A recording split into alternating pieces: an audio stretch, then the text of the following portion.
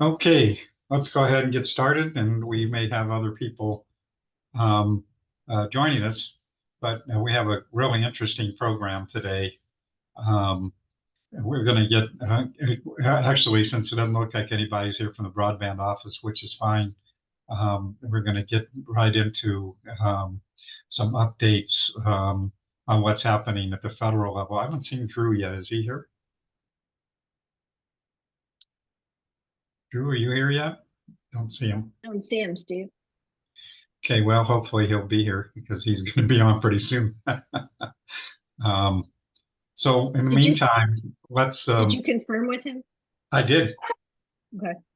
I did. I specifically called him about being here today. So hopefully he'll jump on. So in the meantime, Judy, we'll just put you on right now. You want to give us the latest on what's happening in Congress? Well, we don't have, I mean, on the Senate side, we were still waiting for something to come through. So I sent a message off yesterday to get some updates. And, today at the meeting, I was just going to kind of listen to what everybody else is hearing. On our end, we're working on some different issues regarding the border, and because the senator sits on the armed services and is on a border working group. So that's really what's going on for us. We hadn't seen any significant updates for on the federal side, so I'm excited to hear it because they didn't send anything out to staff. So Okay, that's my report. well, you can take it back to them and give them an update. Right. I know. We have different liaisons covering our different staffers, our ledge staffers in DC that cover different areas. And Morgan Gillibrand is our broadband person, and she did not send out anything in the last couple of days. So I'm excited to hear what it is. Okay, it's the wild, wild west up there these days, isn't it? It is. It is. It's hard to keep up. Okay, well, glad you can make it today, Judy. You So I bet. think we have, I we put a have, brief update in chat. sure. So we have a couple of new people who have joined us today. Daniel, I think you may have been here before, but you want to introduce yourself, please?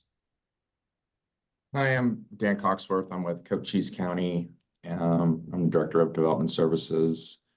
I'm coordinating these efforts to broadband in the county with Joe Casey. Great. Thank you, Daniel. Welcome. Thank I you. see Drew, you are online. So we're going to get to you in just a minute. Just doing a couple of quick intros here. Um, let's see who we have. Kevin Huffman. Tiffany, you may have been here before, but you also want to introduce yourself, please. Sure. My name's Kevin. I'm with the town of Oro Valley, and I'm a network administrator there. Right. And I was in the last meeting as well. Yeah, I thought your name was familiar. And Michael Amick, a longtime friend of mine. Michael Amick. Michael, you want to introduce yourself quickly? Morning, everybody. Michael Amick, Vice President of Distance Education for Pima Online at Pima Community College. Pima Community College just had their graduation last night, issuing over 4,000 certificates and degrees. And our enrollment in the spring and fall has been about 50% online. And so thank you for everything you're doing to support connectivity for everybody, especially students. Great. Thanks, Michael. Glad you glad you can make it this morning. I told Michael he has several people that are going to be presenting this morning. He had to be here. um, Anybody else that's new that we haven't seen before? Okay. Well, if not, get rid of that. See what else I have on the agenda that I need to.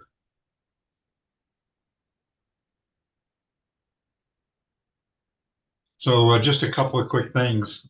First of all, I forgot in say thank you to our sponsors, Care First Health Plan, Karen Ziegler Consulting Services, Valley Telecom Group, Kajit, and Triad Wireless.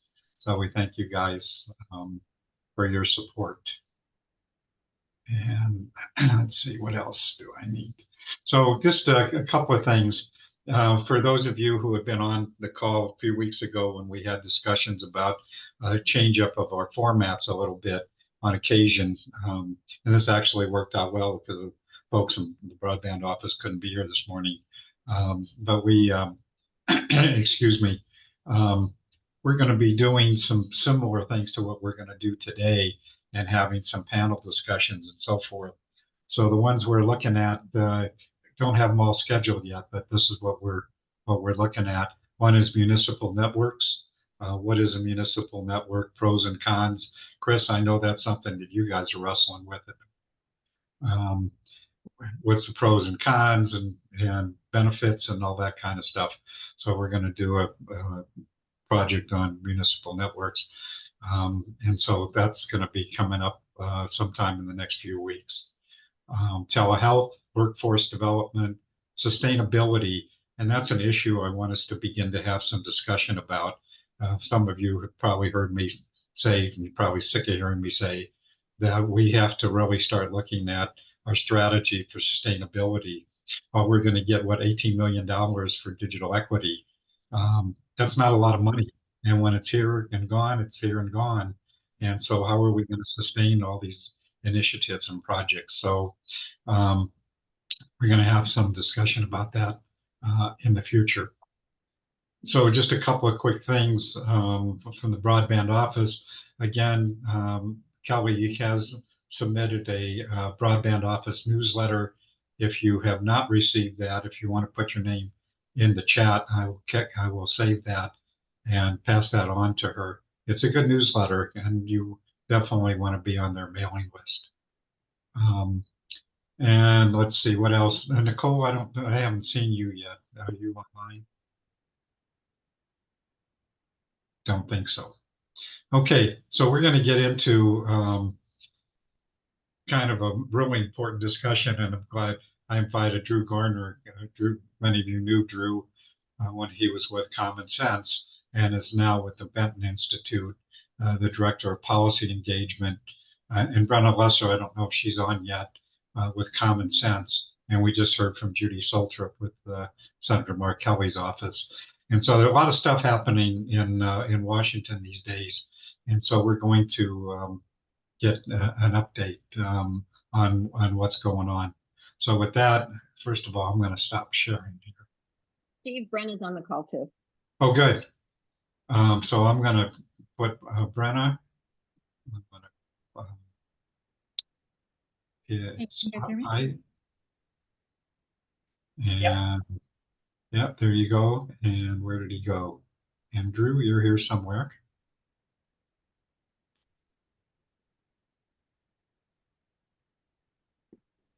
Where'd you go?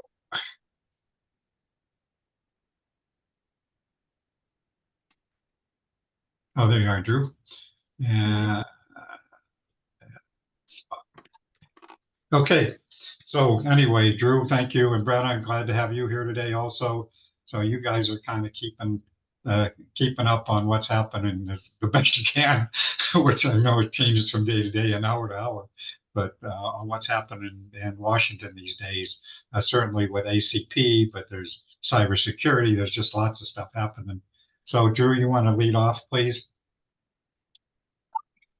Let Brenna give a quick update, because I know she and Elena have sort of been watching this too. Elena put a bunch of good information in the chat. But Brenna, if you want to sort of lead off, and then I'll fill in anything I know. Yeah. So on ACP, I think even since the update I gave last week, not a ton has changed. And since that time, there was a markup scheduled last week for Cantwell's bill that includes the additional funding for ACP through Cantwell's Spectrum bill, but it was pulled. The entire markup was canceled. So since then, there hasn't been a ton of movement. There's been some amendments that have been introduced. I think I spoke about last week as well, or different amendments or different ACP proposals. Some have similarities that like the majority of at least the coalitions that like common sense or people are fine with. But there are some proposals, such as like Senator Cruz's proposals that severely restrict eligibility for ACP and also provide or include a lot of provisions in there that are kind of non-starters for a lot of people who would want to see an ACP extension. But the most recent proposal was the Williams ACP extension, which essentially includes, it's like a mishmash of different provisions from other proposals using national verifier. It just prohibits the ISPs themselves from using their own eligibility pathways. And then it provides additional funding, $6 billion additional funding through like some rescissions and different avenues like that. But since it was introduced or I guess publicized, I haven't heard of any movement on it. Yeah, I think that's pretty comprehensive. The main bill right now that I think most people are focused. Well, first, to be clear, like the Senate is now in recess as of today, and they're out next week, and then the ACP ends. So like we're almost certainly going to have the ACP end at this point in time. So like starting June 1st, everything will go to zero. All the benefit will go to zero. And it's unclear like what this is a technical aside, but like if people will still technically be in the program or if they'll be unenrolled. We want them to stay in the program because then if we get funding later on, we can snap, it comes right back. If they're all de-enrolled, then we have to re-enroll 23 million households again, which would be hard, especially after we burn them. So that is being considered. But the main bill right now is led by Senator Lujan, New Mexico. It has notably bipartisan co-sponsorship, and it would appropriate money for two things: rip and replace, which is that program that would remove foreign equipment from telecommunications networks, and then also $6 billion for the ACP. That one has some notable bipartisan co-sponsors, but again, the Senate's out of work right now. So we're still pushing for it. We just need to get probably to 10 Republican co-sponsors. I don't like, there is hope, like this language that Lujan has introduced, as Brenna said, it was introduced previously as an amendment to an FAA bill. And when it was introduced as an amendment, it got 7 Republican co-sponsors. So it had a lot of support. So we just have to get it to 10. If we can get 10 co-sponsors on this standalone bill, 10 is that 10 Republicans means 60 total votes, which is that magic filibuster-proof number. So if we can get 10 Republicans, we have a much better chance. But that's sort of the goal now, but it's going to require us to stay focused even after the program ends. So that's sort of, then there's all, yeah, Brenna mentioned all the other little noise other people are making. Lots of noise, not a lot of yeah, we can cover that if it ever becomes more realistic. But any questions? So Mala, you have a couple of things you want to talk about? No, I actually wanted to ask Drew and Brenna about the eyes on board. Has there been any progress on that? Because that was probably heard the latest. Yeah. Yeah. I think you probably heard the latest from the Shelby call, Mala. Yeah. But yes, Eyes on the Board Act. Yeah. I think do you want to explain? Does everyone know what Eyes on the Board is? I don't have any new updates. Sure, I can explain what it is, but I don't have any further updates after the Shelby call, which was more than a couple of days ago. Okay, this was introduced by Senator Schartz, a Democratic senator, to actually be the Healthy Kids Act to prevent social media platforms from allowing children to set up their own accounts, which was a good thing. that you didn't want the kids to be able to set up their own accounts if they were younger than 18 years old. But then it kind of morphed into this Senator Cruz's proposal, Eyes on the Board Act, which was modeled after the CIPA, the Children's Internet Protection Act, to require schools to certify plans for blocking social media access to qualify for E-rate funding. And that's something that I think Shelby and several others are kind of dead against, because we don't want one more hurdle to get the E-rate dollars. Although there are genuine concerns about social media and its impact on children's health, but generally, social media has been used by schools productively, for YouTube lessons and things like that, to upload their projects for different groups to see, to collaborate with folks from other children from other schools or even other countries. But blocking access or requiring schools to certify that they have plans for blocking social media is kind of what several groups are kind of challenging. So there are deliberations about this, but I don't know where it's going. And so far, that's all I know.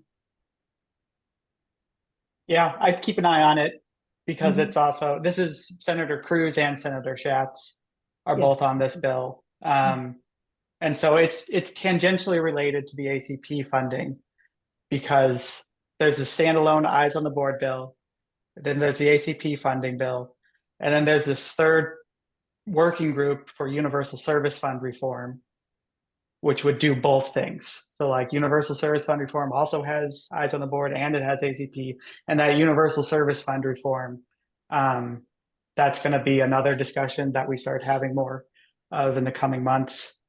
So these things might be looped together a little bit. Right. What else? Any other questions or comments? Real quick, we did get an update from Morgan, and what she said was that the Commerce Committee was set to mark up the spectrum reauthorization a few weeks back, and that was the FCC reauthorization that would have helped. It would have given FCC authority to borrow money to fund the ACP for another year, but the bill got pulled from markup concerns related to the FAA. And it hasn't been rescheduled. And so our office is waiting for the text from the USF Reform Working Group that was just referenced. So that's kind of where we see it. I think the other references are some of the House bills, but it's really hard for the House to come to agreement on anything right now. So I think, our office is really waiting for the USF Reform Working Group. So are we have any positive feelings about the USF? Well, she said they were still waiting for the text. So they said they're working on it, the committee, but we're kind of standing by. And like they said, the problem is that even if it does come out, it'll be after ACP ends. So it's, not looking good really for that to be reauthorized right now. I don't know. I think we've already spoke in these meetings before that once it ends, it's going to be really hard for the people that are enrolled to get them to re-enroll, or how that is dealt with. So that's what we have in our office.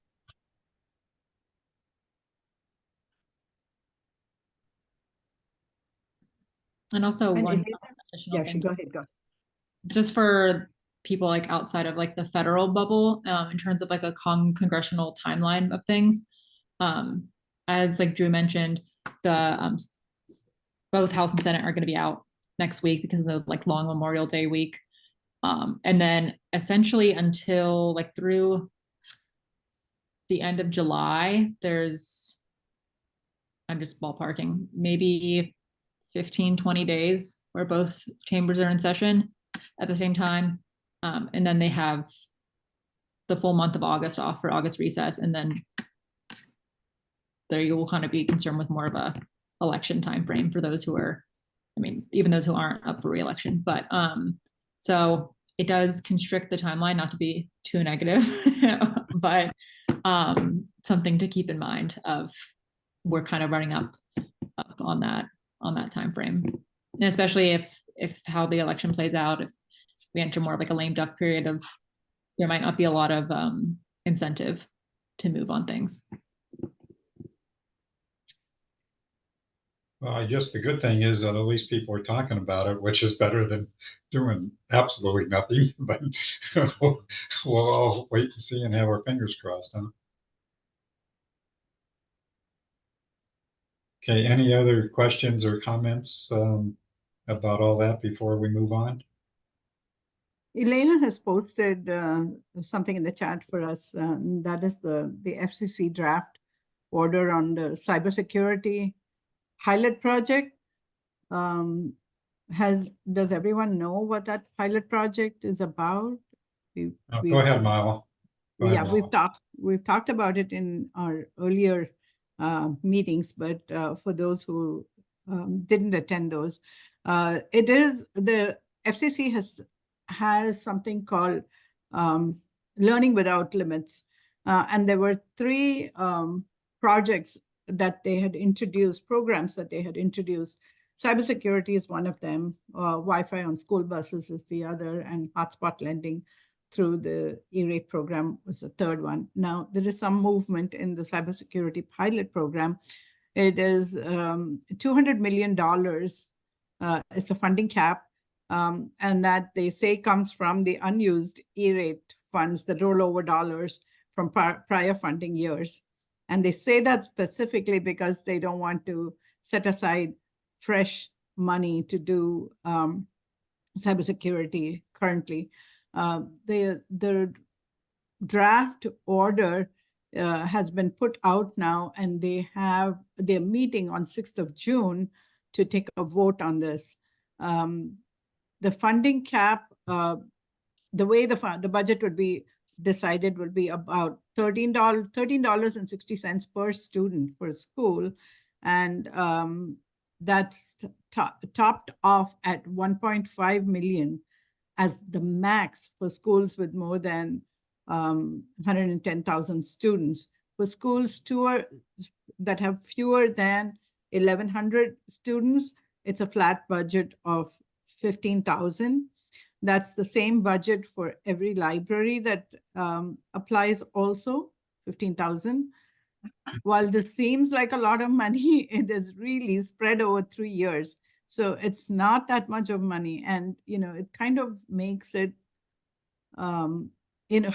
makes it ridiculous in some cases to think about, oh my goodness, 15,000 is all they're giving us 5,000 a year to do cybersecurity. It may not be enough, but again, this is a start. This is a pilot. They're trying to figure out the rules and how it can work.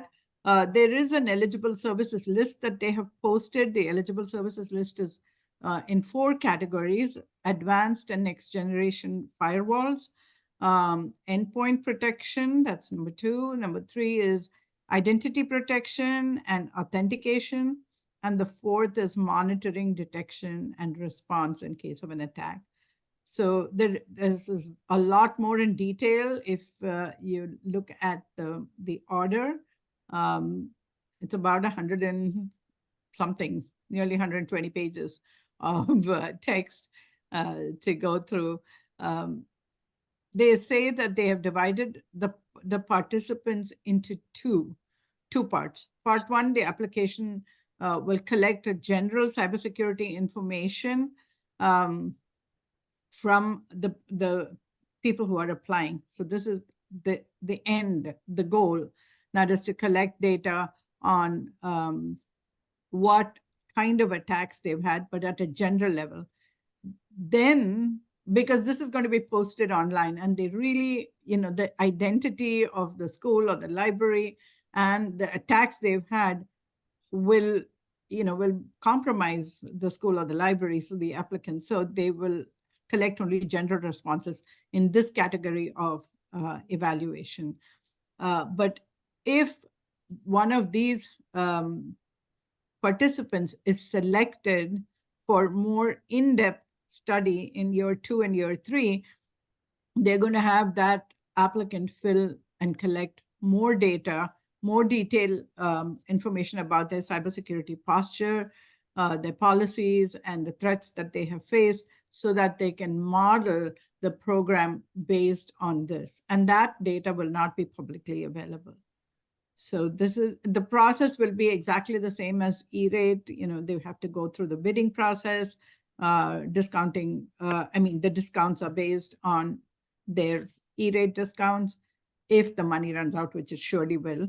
So those schools that are at 90% discount will get 90% of the money, and they of the 15,000, and they will have to have the 10% as their skin in the game. They will have to sign that they are participating in SIPA, or they have policies for SIPA. It will have the same reimbursement forms that E-rate has. So it's going to be a complicated process, because E-rate is, but it's at least a familiar, what shall we call it, the known devil, rather than something totally new and totally unknown. So that's all I know about it right now, because I'm still working my way through the document. Any questions from Mala? Going once, going twice. Okay. So before we get to our main attraction here, a couple of quick announcements. Kelly, do you want to do? I know you put information in the chat, but you want to just tell quickly about AZ1? Thanks, Steve. I'm Kelly Mukherjee, for those who we haven't met yet, with Arizona State University's Enterprise Technology. I work with CIO Lev Gonick, and last year we put up a web portal called As One, with the intention that we should all work together as one in the broadband and digital inclusion space to help fill the digital divide together. We have also published a broadband map, so we invite you to come check it out. And then all of your logos, as everyone here is working on broadband and digital inclusion, we invite you to come and join us, and we're happy to amplify your work as well on the As One web portal. So please feel free to reach out to me. Thanks, Steve. And Kelly did put her contact information in the chat, and we'll of course share the chat later. And then Tyreek, I don't believe we've met you yet. Would you like to introduce yourself?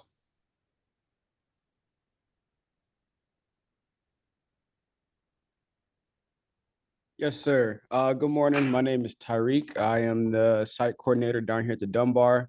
I'm very blessed to have the opportunity to work under this grant, and I've learned so much already from Dr. Carter and Ms. Frida and Melissa. Just like to say thank you guys, and I love where the direction that everything is headed in. Great, thank you. Well, welcome. Glad to have you join us this morning. Okay, I think that's Jorge. Yes. So I think we're ready to move on to our main attraction today.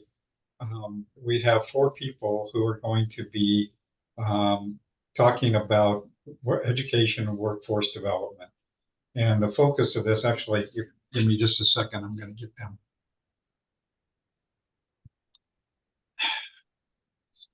Right. And let's see, where is everybody else? Speaker. Spotlight. And Alan, where'd you go? There's Alan. What's that? Yeah. And who am I missing? Alan, Peter, and somebody else. We've got Daria. And Brian. And Brian, of course. I know you're here, Brian. I know I saw you. You're somewhere. Oh, there you are.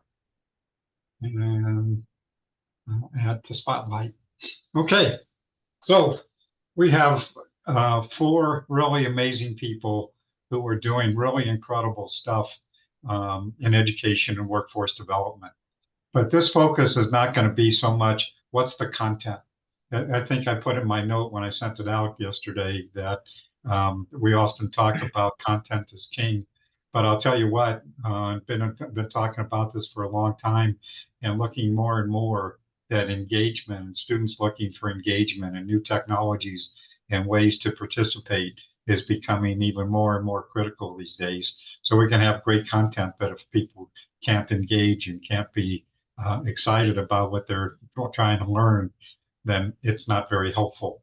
And so we have 4 people here, and I've asked them to really talk about some of the new technologies and the things that they're doing that will be of interest as we move ahead in talking about education and workforce development. So with that, I'm going to, rather than me doing the introductions, I'm going to let them introduce themselves. So Dario, you want to start, please? Absolutely. And thank you so much for the opportunity. I was talking about my presentation next week, and then the conversation about the workforce development came up, and then they decided to ask me to join. So sorry for crashing your party. I'll go last because my last name starts with S. I'm Dario Solis, Director of Business Development at the Fulton Schools of Engineering at ASU. And I'm in the middle of catering to large relationships with companies and industries. And of course, workforce development has become the priority. Everything we do, be it research, innovation, or whatever we do, we think about how we're going to use those activities to prepare the talent of the future, to engage the youth, and to make sure that we support economic development and also support a society as a whole. So I'm happy to be here. I'll go last. And we're probably going to hear more from Dario next week, where he can talk more specifically about a lot of the other things that he's doing around the world. So he's going to be more featured next week. And so next up is Peter. And Peter, you've been a visitor with us for a long time, but Peter is so engaged with all the workforce development stuff that's going on, and particularly in the broadband space. So Peter, want to introduce yourself real quickly? Yeah, thank you, Steve. And Dario, great to have you as an impromptu. Dario last summer at the Semicon, we ended up sharing ramen together randomly at some restaurant, and we've been buddies since. So I'm the CEO and co-founder of Baltu Technologies. Our mission at Baltu is to connect education, industry, and community through upskilling and training. And really, we're addressing the growing skills gap that exists in many of these industries like advanced manufacturing, semiconductor, aerospace, broadband, and EV technologies. And so we provide a free training program for individuals to get upskilled, certified, trained, and really placed into these high-skilled jobs that are coming down the pipeline. So it's the thing that keeps me going, even when things get rough. It's my drive every day, and so I'm really excited to be doing what we're doing. And then my background, kind of have an eclectic background. I was in the music industry, toured around the world for a few years, went to ASU for physics and music composition, then worked in the video game industry for a while, and then been running a company, kind of different versions of the company for the last about 7 years. Great, thanks, Peter. Alan, do you want to say hi? Hi, yeah. So, what do you want? What do you suggest, Steve? That just introduce myself? Yeah, just introduce yourself right now, Alan, and then we'll get back to some more discussion. Sure. Yeah, I'm Alan Cost. I'm on the faculty at the College of Optical Sciences at the University of Arizona. My research is in photonic materials and devices and lasers, but I have a long-term interest in innovative education techniques. So we're going to hear more about that. Sure. About what Alan's been doing in that space in just a little while. Okay, and so returning again, always glad to see Brian. So Brian, you're on. Hi, everyone. Brian Carter, a professor in Africana Studies here at the University of Arizona. I'm also the director of the Center for Digital Humanities. And as Steve mentioned earlier, the PI on one of the NTIA grants that's been awarded here in the state of Arizona, working very closely with the Dunbar Pavilion. Tyreek is a part of that, and a really talented team of folks that are helping us manage that huge grant. So can't wait to talk more about what we're doing there. Great. Okay, so I want to keep this fairly informal, but what I would like to hear from each of you is so what are some of the unique and kind of innovative technologies and things that you guys are using, and how do you see being able to use technology to engage learners? And I don't want to say students because we got adults, we've got students, and so I wanted to use the term learners instead. And so how do you see this movement and transition to engaged learning? So anybody want to jump in, or do you want me to pick somebody? Oh, don't be shy. Okay, well, Peter, you're in the middle here, so I'll pick you first. You know, I think so I'll just kind of run off some comments that come to my head. I think we really take for granted, sorry, just the fact that we're having this meeting right now. I mean, 7 years ago, you know, Zoom was like this, like really kind of small thing that people didn't know about. Now Zoom, I kind of consider like it's an old thing. And so just the fact that we're able to engage really from anywhere at any time is something that has really transformed our society, and it's transformed the way that people have access to different resources, and especially when it comes to education and learning. And so the way I look at like technology, when you look back, so a little bit about my background. My dad was an electrical engineer working on supercomputers in the 80s. So when I was, 3 years old, I was being exposed to computers, and I didn't think any of that. But I realized as I grew older that provided me just an opportunity. I was 12 years old helping my dad's friends' businesses like build their own network systems and build their own computers, because I was the only one that they knew that had exposure to that.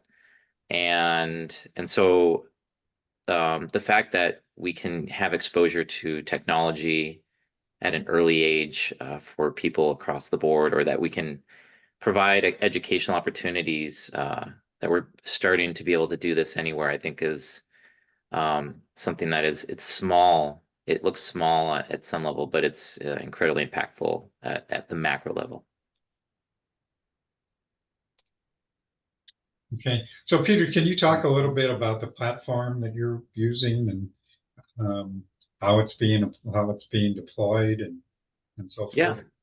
Yeah, and so I'll just give like a summary of why we built this. Basically, two problems that we saw existed. One was we were getting called out onto all these different factory floors, and they needed skilled technicians. There's not enough people coming in the door. These are great jobs. They start around 20, 25 bucks an hour, and you can move up to 40, 50, 60 bucks an hour as a technician. They couldn't find anybody. And they show up to the colleges and they say, well, there's only 20 people that are graduating this semester. And there's 20 other companies, and they're all trying to hire 20 to 2,000 people. So there's a huge problem when it comes to the skilled workforce needs on that side. On the individual side, we had family and friends that wanted access to these jobs. They tried to go down the college route, and it just didn't work for them. And so this is usually because they're working two jobs. They got family at home. They got transportation issues. Maybe they're living in a rural area, or they're not the classroom learner type. And so there's this huge demographic of folks that want to get to that other side. So what basically we did was look at how do we provide an alternative pathway to these skilled jobs. And so we have a upskill platform that's basically thousands of micro lessons that lead to certifications and high skilled job positions. And so people can go through these trainings or these learning modules at their own pace. They can get industry recognized certifications. And then we collaborate with employers, community groups, educators to facilitate hands-on learning at these specified locations. And so we just got done with a pilot with Tolleson High School and Honeywell. And basically the high school football teacher was the person, the football coach was the one facilitating the class. He had no idea about manufacturing, but he knew how to get kids through a self-paced learning course. Once a week, Honeywell aerospace employees were coming to the classroom and teaching specific hands-on activities. And at the very end, so just on Monday, we had about 12 kids that went to Honeywell. They got a tour. They all got interviews. And then we also went to Waymo and some other places so they could see other tech. But so this was just like one little pilot. And so our vision is like, how do we help create these connections to get people to these high-skilled jobs? And so these students don't have to go to college right away. They're going right into Honeywell. And Honeywell basically said, we'll pay for your college if you stay with us. And so just trying to find these other ways to do that. And so our platform is really just it's a way to augment the schools, it's a way to augment the employers, it's a way to augment the different nonprofits that we work with to help facilitate training. So Peter's really been getting around. I think you've probably talked to every community college and university and and state agencies and just about anybody, I think. You know, we're all about collaboration and partnerships, and that's the only way that this stuff works. So at the core, we're a technology provider, and we saw a way that we could use technology to help close that gap. And so that's what we do. And so we also use like virtual reality in some applications. We have like an AI learning assistant. So, you know, I've been in the technology world for a while. I try not to get too hung up in the technology world because a lot of it is they're shiny objects, but maybe they're not totally polished yet. But there's some definitely cool things that can be done. And then I'll just do a plug really quick because so we just received a grant from ASU and Jobs for the Future to do a fiber optic technician training program. It's in conjunction with City Mesa and the Mesa Library. And so this will be like a 4-week course that's over the summer. And it's basically online learning and then coming in and doing hands-on labs that will be taught by an employer partner. So we're starting to look for employer partners to do this grant. We have a few that we're talking with, but basically this is setting up guaranteed interviews and possibly hiring at the end of the program. So if there are folks that need fiber optic technicians, please let me know, and I'll post my information here. But yeah, I would love to find opportunities for these kids. Great. So we're going to come back later to talk a little bit. Some of what you have talked about is hybrid learning. So for some people, face-to-face it works. For some people, online works. For some people, a little combination of those things. And so we're going to come back and talk about that a little bit later. Alan, you want to kind of go next, please? Sure. So I actually thought what I'd like to mention is some of the challenges that I found implementing the new technology, new technologies for workforce development, engaging students. Brian, your technology, your work, I always found immediately engaging. The technology or the content that I've been using, not necessarily so. Now, and part of it might be the nature of the material. It may be more difficult to produce, to engage people in what's going on inside of an optical waveguide. But I think another issue is there's a wide range of audiences, and we always struggle. Like when we're making this content, like who are we? Who are we? Who's the intended audience? Is it high school students? Is it are we training technicians? Is it a PhD candidate somewhere? And a lot of times we end up sort of just saying, well, we'll try to make it suitable for everybody, and I don't think that's worked very well.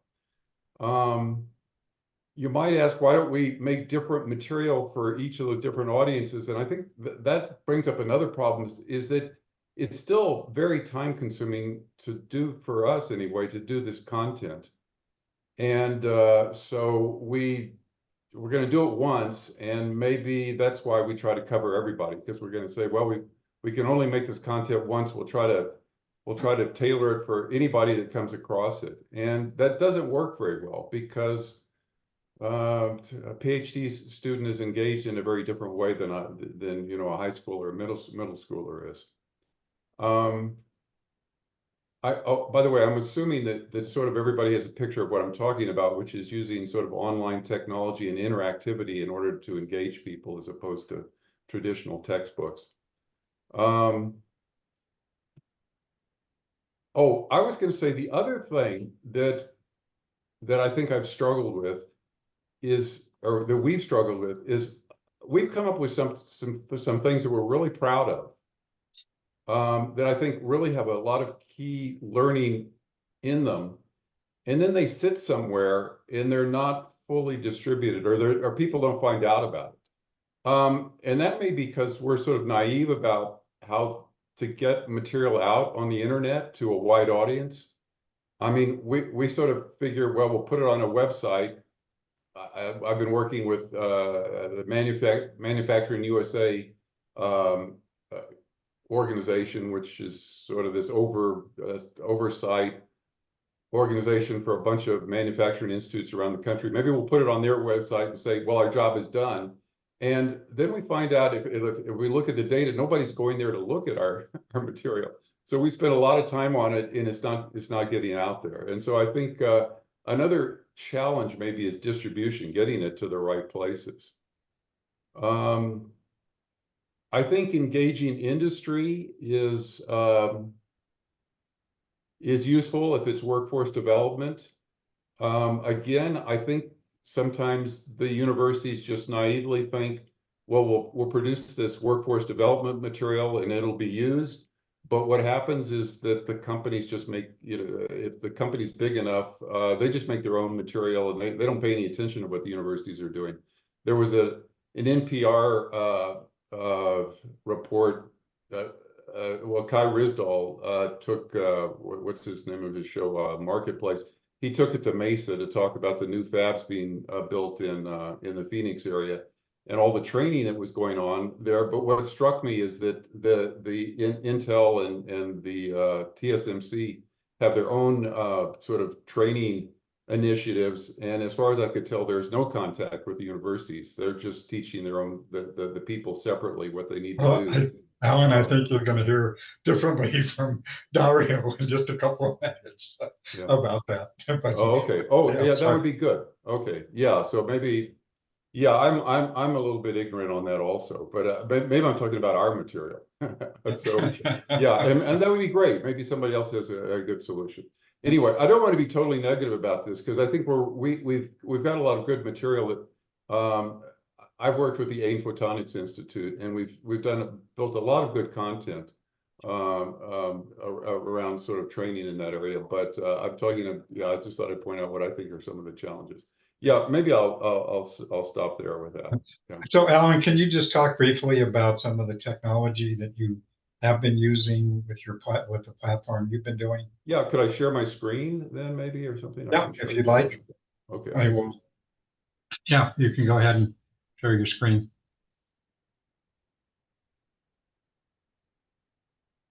Okay, so you're getting the screen here?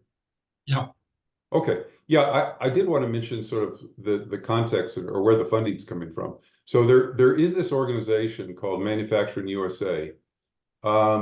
It's a consortium of right now 17 manufacturing institutes that have been federally funded around the country in different areas, mostly high-tech areas.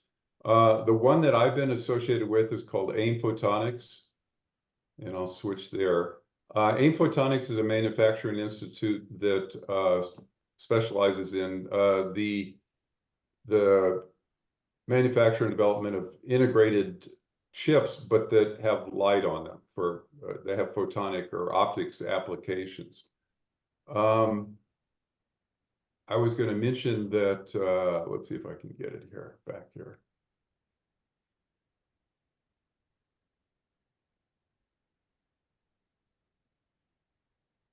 Having trouble getting it.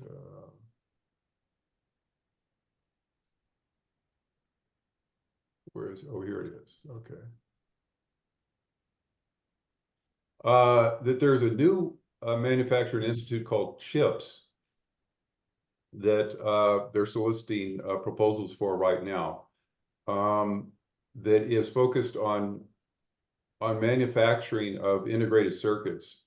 In particular, what they're talking about, what they want to emphasize is sort of a manufacturing technique called a digital twin, where every part in a factory has an online twin that has all the sort of properties or parameters of a real device, and the twin goes through the manufacturing process at the same time as the real life part does. And the claim is that it's you can improve the yield this way and track supply lines and make sure there's no holdups. The chips, these institutes are big. I think there's $285 million in funding for this particular institute, and ASU is one of the organizations. It's part of one of the teams that's going for this particular institute. Okay, now what I wanted to do is show you some of the content. I apologize that my Zoom window thing is blocking some of my tabs. That's why I'm having trouble here. Okay, I got that. So you should be seeing now sort of what looks like a textbook with some headings and some material. This actually is something, it's something called a Jupyter notebook that runs online. And what's different about this sort of content is that in addition to having sort of traditional text, you can put in interactive material inserted inside the text. And that, well, it gives it a greater degree of interactivity. Another plus, I think, of this particular technique is for advanced students. Not only can they read and see the interactivity, but if they want to, they can go take a look at the actual code that is, see if I can pull that up somewhere. They can actually look at the Python code that's actually generating these plots. And I find that the access to the actual equations and code that are producing the plots that they're learning from, that advanced students get quite a bit of information out of that and a better insight into what's going on. In addition to these Jupyter notebooks, we also have been using a Unity software, which is actually a game-based. It's a software for developing games, but we've been using it to produce some interactive content for looking at optical waveguides. The Unity software allows you to do some fairly interactive and fancy sort of plots that move around in real time, like these right here. These are sort of fancier versions of those interactive plots that you saw previously in the Jupyter notebook. And then finally, we've been doing some more virtual laboratory interactive content using the Unity software to do some training in certain manufacturing areas, like this was the manufacture of optical fiber, and that particular manufacturing process has two main thrusts. Making of these sort of so-called preforms, which is these bulk pieces of glass that have all the right properties, and then there's this fiber draw, where you take these chunks of glass and you turn them into thin optical fiber that can carry optical signals long distances. And let me see, I'll show you how this works, if I can do this. So in this particular content, we walk people through the manufacturing process. Here they're turning one of these bulk pieces of glass into optical fiber. And let's see if I can get here. We're still on the. And so as they are changing parameters, they will actually be taken into the lab and they'll watch things happen here. We asked them, we set certain goals for them, like make 3 meters of fiber per second. And if they do that, they get a check mark. If the fiber breaks before they're finished, they get a red X, and then they have to start over again. Okay, I think I'll stop there. Okay. Okay. Thanks, Alan. I'm going to move on, but then we'll come back with some questions and stuff. But so Brian, you're up. Hi, everyone. Great conversation earlier. We're taking a slightly different approach whereby we're not teaching any certified content or anything like that, or working with that. Our collaboration with the Dunbar Pavilion has allowed us an opportunity to work very closely with this community anchor, which Dunbar is. For those that aren't familiar, Dunbar is the historically segregated school here in Tucson, Arizona, turned into a public school, and then later on turned into a community anchor. They're our community partner for the NTIA grant, and that's where we were able to build in some level of programming into that grant in order to engage the community very differently. And so we're using information from a needs assessment that the executive director did not too long before the grant began, in order to develop the various types of programming that will ultimately be offered and, of course, expanded upon during the time that we're working with them through this grant, and hopefully a long time after. But we're using this idea of leapfrogging this community using various tools in order to not only teach and learn differently, but also engage the community and introduce them to new opportunities with regards to learning how those technologies actually work. So, for instance, one of the tools that we're using is volumetric capture, and if any of you have a cell phone and would like to scan.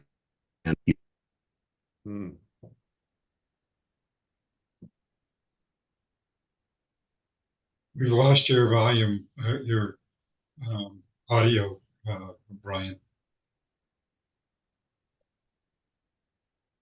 Can't hear you.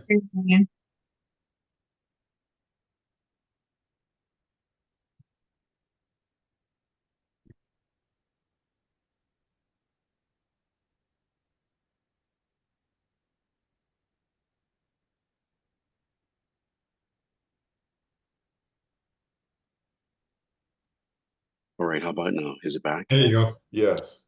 All right, fantastic. I'm going to share my screen one more time so that those of you that didn't get a chance to see that would be able to scan this with your, yeah, you can scan this QR code and you'll be able to see an example of volumetric capture. So I've always been in the ball camp of once we have some idea of programming, once we have some idea of content, we're able to then present that in very different ways using the most revolutionary technologies that we can in order to engage students. I think that that a lot of these could, be referred to as bells and whistles and things like that. But some of them, I think, are very, very engaging with regards to addressing different learning preferences, not styles, but preferences.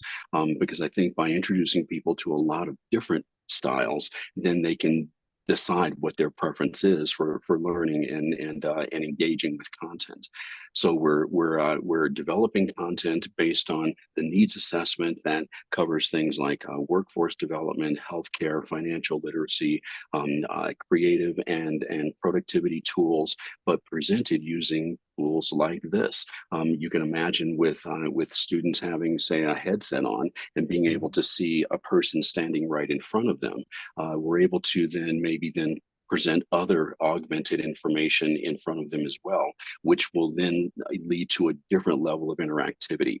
So when we think about engaging people, yes, it's one thing to use a gaming engine, which is fantastic. It's another thing to engage them in their real space, which is yet another technology. Another technology, you know, using volumetric capture, immersive technologies, things that will be more tactile, like printing something out using a 3D printer. So here's where it's just really a matter of knowing what those technologies are, knowing who your audience is, and then knowing what the content is, and then, you know, sort of figuring out how to use the most recent technologies in order to deliver that content and engage your audience.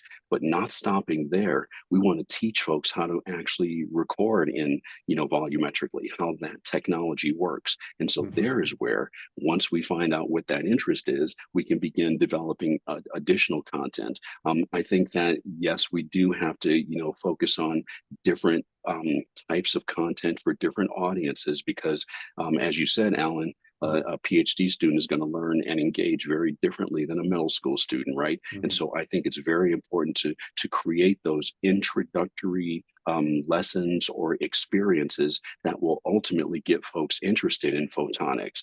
But you got to do that in a way that an eighth grader will be like, oh wow, and blown away, maybe doing some cool activities, and then incrementally increasing the complexity so that by the time, just Peter is a perfect example. Peter, when you said you were introduced to computers when you were a kid, that was hands-on stuff that you can imagine that if that were presented in a textbook, it might not have come off the same way, or your interest might not have been the same. But you had these really interesting, engaging activities as a youngster that then enabled you to, you know, find that interest when you became an adult. We got to use that same tactic when we're thinking about introducing young people to very complex ideas that we can maybe interest them in getting into when they get to college. So TSMC and all these other chip manufacturers, I don't know why they're not developing content that will start at the middle school and introduce middle school kids to what a fab, you know, factory is, and then progress on to there.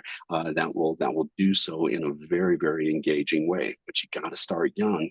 And that's why they're having all these shortages, because you can't just get people into that field when they're in, you know, a sophomore in college. Most people aren't going to, you know, be as successful as if they were, you know, to start when Peter's age, when he was younger and was introduced to these things. So these are some of the tools that we're using at Dunbar. We're you know, introducing the community to these tools, but also, you know, through this grant, we were able to install and purchase a lot of these advanced tools that hopefully will be engaging for the community. And Brian, maybe I'll just add to that, because I'm in that. I totally agree. Actually, what's something interesting, talking about the multimodal learning preference. My assumption was that, you know, the TikTok, Instagram generation of like my kids and the kids that are graduating, I thought everybody wants short form video content. And actually talking with these, you know, 20 plus students that were going through our upskill program recently, kind of doing a post assessment and saying, hey, what was the material that you felt like was most effective for learning and engaging? And I said, was it the video content? Because we have small, like 2-minute videos. And they're like, no, we just want to read something. Like all of them like no one raised their hand about video content. They said, we really like the short form, like they're micro lessons. So it's maybe like 2 to 3 paragraphs. They said they really like that. And we have like interactive assessments at the end of it. They're kind of like little video games, just like mix and match, like guess the word. And we all love that. And it was interesting to see this whole class like simultaneously raise their hand, like, this is what we love. But what I found is that with different demographics, so like maybe it's an adult population that maybe doesn't have as much comprehensive learning, reading skills, they prefer the video form. They prefer something that they can watch over and over again. And so, you know, we don't know. And so you just kind of have to deliver it as like a buffet style and say, okay, you choose what you'd like. And this is, I think, the way that we start accommodating these different learning styles. And then for the for the career awareness thing that you're talking about, a program that we've done, we worked together with Chicanos por la Causa and Maricopa Community Colleges, and we developed a VR experience that brings people into an aerospace manufacturing facility and into a semiconductor fab. And so while we were building this, we were trying to get, because it's like a video game. We built it in Unity, and so when we were first trying to understand more like the issue, it was we'd go to these high schools and ask them, when I say the word semiconductor manufacturing, what comes to mind? And I'd say almost everybody, and they still to this day, maybe people in the room think it's like, I'm in a dark warehouse, I'm like stamping circuit boards or like putting circuit boards together in a computer, and it's like an assembly line. And I'm like, no, it's opposite of that. And so then we put them in the VR experience, and they're in this futuristic factory with robots going over their head, and it's fully automated, and a person never ever touches the chip, and they're blown away. And I've said this thing so many times, but it's like they all say like, it looks like Star Wars, it looks like it's from the future, I want to work there. And so just that awareness around what these jobs are and the technologies that need to be used is incredibly important. And so I think there's a lot of like patchwork grassroots efforts that are happening across the state and across the country to get people aware of those jobs. But I do believe that as we need to continue to come together to create awareness around all these different opportunities. Having people I think when you're a kid growing up, you have this very black and white view of the world. And you're just like, well, if I'm going to go study engineering, that means they have some thing in their head around what engineering might be to them. And the more that you can have people come in and talk about, this is what an actual engineer does. I'm traveling to these different sites, I'm making sure they're quality. I mean, there's probably thousands of different types of jobs that an engineer can do. Peter, I'm gonna cut you yeah. off because we're almost out of time. Oh, It's a yeah. great segue to Dario. And Dario, we don't have a lot of time, but you're going to get your own show in a couple of weeks.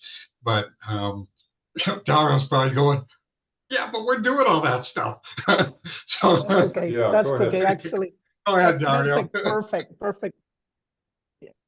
That's a perfect introduction, and I am blessed with having access to hundreds and hundreds of scientists and engineers and practitioners in all the areas that have to do with learning, knowledge generation, manufacturing, testing, production. So the good thing about that is that you can take a couple of steps back and have an abstraction of what the whole system is. And going back to what was said before about the different learners, indeed, that's a fact. So we don't have the luxury of just simply saying we're going to do technicians or we're going to do engineers or researchers or PhDs. We need to cater to all of them. And what is happening now is that the growth in content and technologies and skills is growing exponentially. So how can we discover on the research side and trickle that information down depending on the level of skill and knowledge that is required? It's got to be done systematically, but it's got to be done. Even the TSMC's relationship for ASU or Intel, the one I manage Intel, there's somebody else at ASU that manages TSMC. Well, we come together every month to share what works, what doesn't work. And every question is important. If you have somebody, a learner in the street and says, hey, Dario, I used to have this job, I lost it now because you can do that with AI. That's a valid question that we are addressing that question. The same way we are addressing the question, hey, Dario from Intel, I hired this engineer, but it takes 2 years for them to become productive. So all those questions have an answer, and we can assemble a team, an agile team to respond to that question. Like, for example, education in the school districts. We were talking with wireless communication companies that said, hey, we would like to give more gadgets to these kids in the school. So we had, for example, different school districts. We actually manage some of those school districts. We manage a digital prep and academy we have the teachers training, we have the research in education, we have the research in technology. So we have all the components. So the idea was to put a framework together that you can gather data, you can test learning. To the points made earlier, you cannot assume just because I give you an iPad with something that moves that you're going to learn better. I mean, it's exciting, but you need to measure it. So my whole point, and I would love to tell you much more, but it's just too much to say in just a few minutes. But I would love to show you how this system looks from where I'm standing. And if you want to talk to a specific person that does the material science or the heterogeneous integration in semiconductor manufacturing or the advanced robotics, we got those guys, but then we need to be able to connect those dots and align with whoever needs the talent and what the talent needs to learn and upskill and reskill and get the degrees that they need for being able to be productive and contribute to the different opportunities. So Dario, it sounds like you are working with Intel and TSMC. Absolutely. And, okay. and I mean, I can just talk for hours about, let's just say the interrelationship. We have like 24 different ways of engaging. We have 4,000 alumni on that side. So we have people that every time they have an idea, they just contact somebody at ASU. My job is to capture those interactions. But then there is our president with the CEO of Intel talking about the big picture. And then we have the lieutenants in the middle. And then we have the engineers and the scientists. And the guy in the manufacturing floor that says, I need a solution for this automation challenge. I mean, we have multiple ways of connecting, but there is somebody on both sides that we sit down once a month and we distill all that interaction into something that allows us to innovate in the way that we communicate so we are more effective in doing that. And we learn. We are learning as we are providing the support in both directions. Now, has it gone beyond the discussion? Well, are ASU faculty creating content that is being used to train people for the foundries? Yeah, absolutely. And there are things that are formally done. Like, for example, they sponsor faculty to create courses in an area that is well defined, so that it could be part of the coursework. You just pick that course.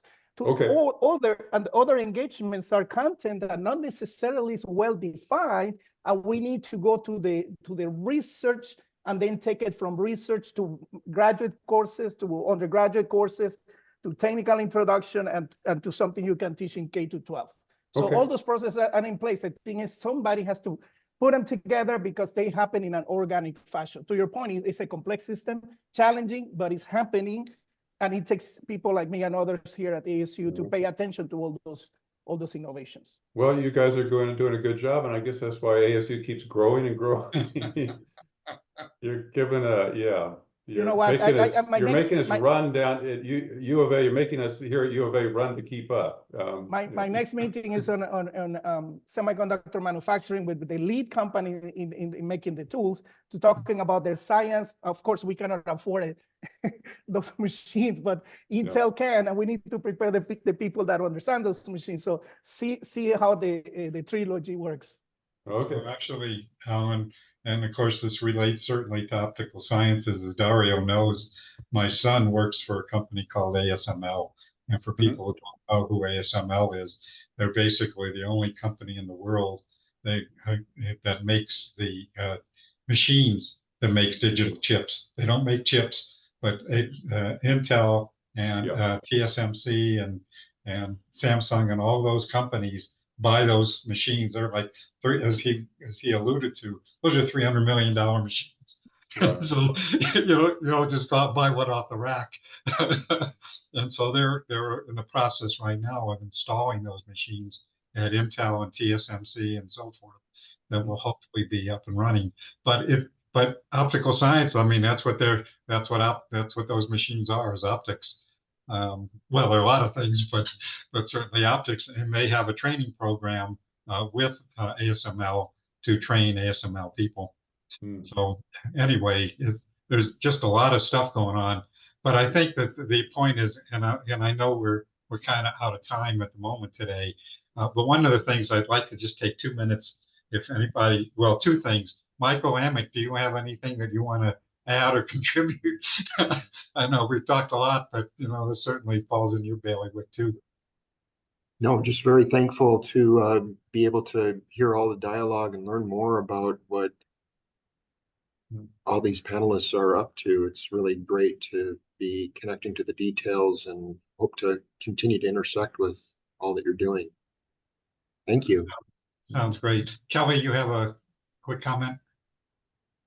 No, I just really enjoyed everything today. So thank you, Steve, for arranging. Great. Well, so one last thing, and I know we're really out of time. We're over actually overtime, but I wonder if you guys want to just take a quick second to talk about one of the things, and you sort of have addressed it in different ways, which is hybrid learning. That for some people on in person, some online, and some a combination of both. And so I don't know if you guys want to just take a minute to, we don't have a lot of time, but just to comment briefly about that. Well, Steve, I've been Well, enjoying all of this conversation, so I can just drop a couple quick lines. This is a very visual learning population we're dealing with, and I liked all those comments made about the visual, the touch, the feel, even the smell and the look of what can be done with the experience. And that young age experience, I think, is very critical. I was very involved at the middle school level with a previous assignment at the county school office. I think there's a lot of growth takes place in that age range because puberty is in motion and things start to really happen and develop. So thanks for the discussion today. Okay. Anybody have any closing comments?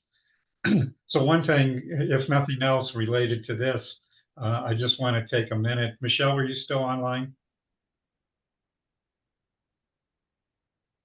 Michelle, are you still there?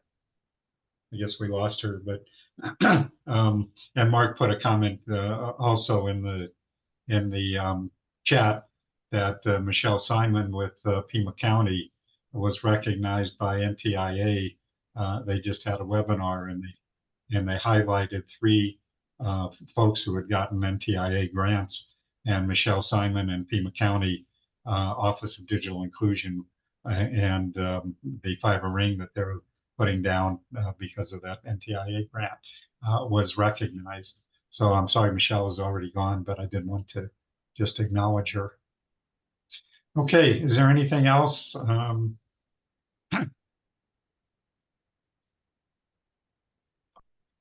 So is there anything else that anybody would like to share before we're done? I'm going to stop recording, and then anybody wants to stay in Kibitz,